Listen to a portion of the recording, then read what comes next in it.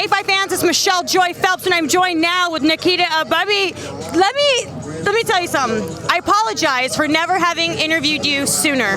It's all right. It's all right. Don't worry about it. I mean, you're always busy. She's always interviewing everybody, and she's this is the hot interview. You know what I mean? But I'm honored to be here and to finally get interviewed by you. Yeah, well, it's nice to see you again. We saw each other in Chicago, obviously, where we saw Usyk make his heavyweight debut, which was really exciting. Yeah, it was really exciting. But it was a really great fight, and Usyk is a really, you know what I mean. So, but then again, if Anthony Joshua, versus what's his name, Andy Ruiz, whoever wins, right? He gets to fight. Yeah. I'm really looking forward to it. It becomes mandatory for them. Yeah. So let's talk a bit about you. I'm really curious as to why you decided to go into boxing. I used to fight a lot in school. And you were like a lot of fist fights, just like trouble? Street fights, yeah.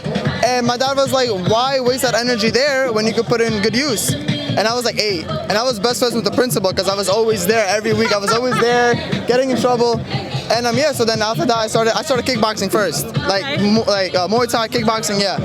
And yeah, that's the reason why I started sports. So, but why in particular boxing?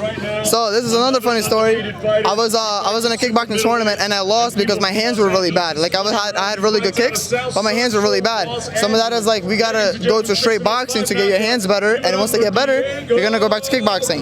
But then again, when I went to boxing, I fell in love with the sport, so I never went back to kickboxing. So I stayed with boxing, and I was like 12.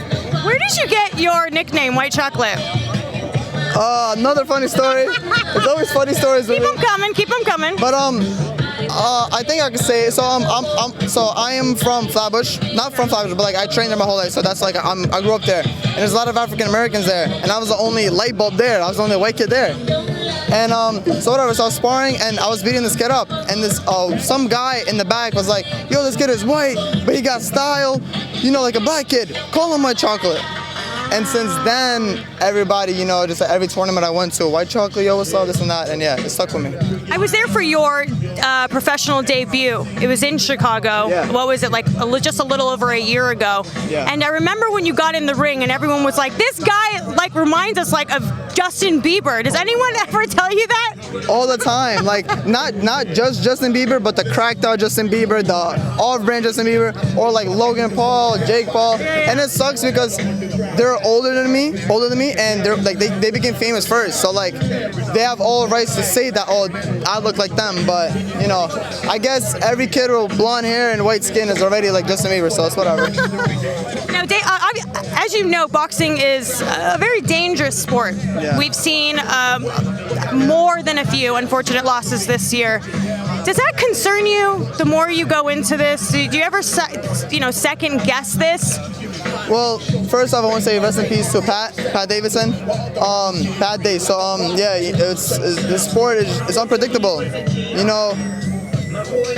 But that's why you got to train hard, and you got to learn how to move your head and train really, really, really hard. Because again, you never know what can happen. Boxing is the modern day gladiator, So it's it's kill or be killed, and this is the only sport where you can kill somebody and get away with it. So you gotta, you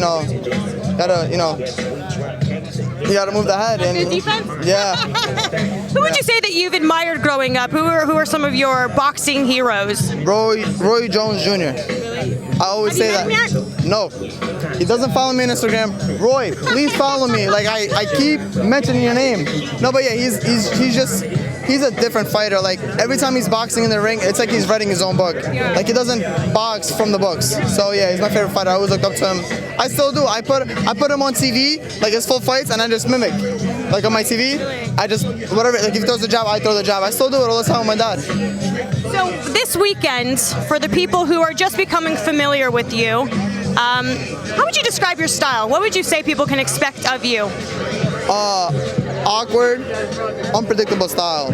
For example, if I'm in the ring with somebody and I will make him think I'm throwing a jab, I'll just throw a left uppercut or a right uppercut, Just like Roy Jones Jr., where you get your knockouts from is unpredictable punches, right? So, if my opponent knows what punch I'm gonna throw, he's gonna either block it or slip. But I try to, throw punches from different angles where the opponent doesn't see, coming. And yeah, but awkward, unpredictable, flashy. I don't know. It's hard to explain myself because it's for the people to explain. I can't really. I do look forward to obviously see you, develop and advance and climb the rankings. So I wish you nothing but the best. Any final words? Can I shout myself out? I guess. Just follow me on Instagram, YouTube. My name and last name together, Nikita Ababiy, and yeah, that's it. Okay. Well, thank you so much for your time, and then I will speak with you post fight. Okay. All right. Thank you. Bye, Fight fans. Hey, Fight fans, it's Michelle Joy Phelps. If you haven't already subscribed to our YouTube channel, make sure you go ahead and do so by clicking this icon right here, or else